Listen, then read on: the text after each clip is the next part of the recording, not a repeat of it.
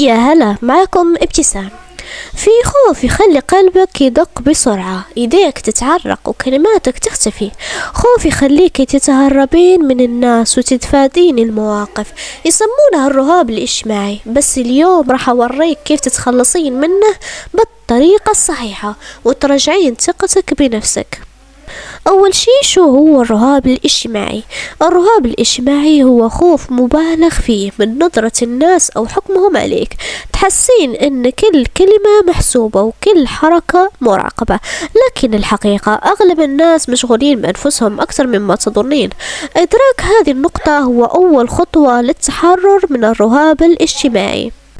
ثاني شي، كيف تتخلصين من الرهاب الاجتماعي نهائيا؟ خليني أشاركك الحين خطوات بسيطة لكن قوية، إذا طبقتيها راح تبدأين في التحرر من الرهاب الاجتماعي خطوة بخطوة. أول شي، واجهي خوفك تدريجيا، لا تهربين من المواقف الاجتماعية.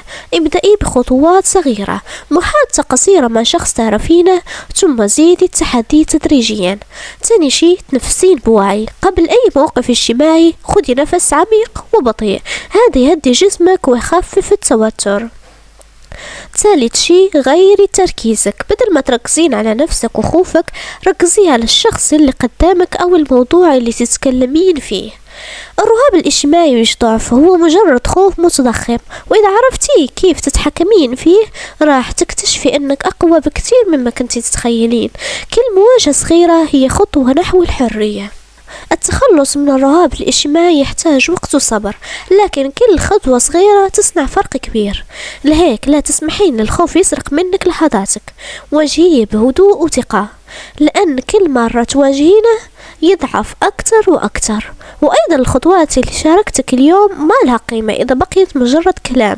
جربيها بنفسك وراح تشوفين الفرق. وإذا حبيتي هذا الفيديو لا تنسي تدعميني بلايك واشتراك عشان توصلك باقي الأسرار. كل فيديو هو خطوة جديدة نحو نسخة أقوى منك.